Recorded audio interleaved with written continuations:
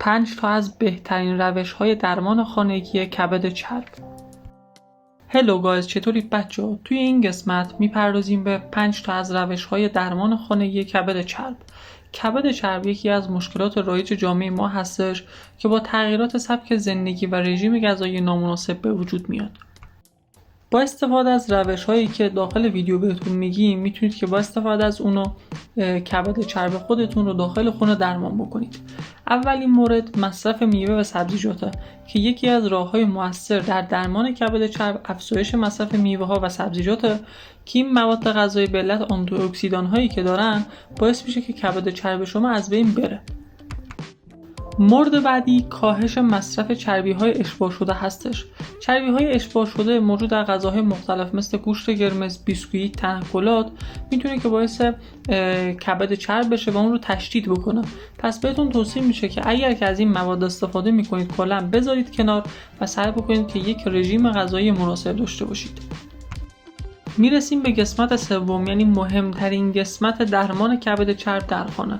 برای اینکه بتونید کبد چرب خودتون رو داخل خونه درمان بکنید بهترین روشش ورزشه و اگر که میخواین خیلی سریعتر این اتفاق بیفته باید به صورت منظم ورزش بکنید و سعی بکنید که برای ورزش ها به صورت هوازی باشه که میتونه تاثیرش رو چندین برابر بکنه. بر اساس مقالات 2023 مصرف چای سبز میتونه که باعث کاهش کبد چرب بشه و به شما کمک بکنه که از کبد چربتون کلا رها بشید و این مشکلتون رو برطرف بکنید. پس حتما بهتون پیشنهاد میکنم که روزانه 2 الی 3 فنجان چای سبز مصرف بکنید که این مشکلتون برطرف بشه.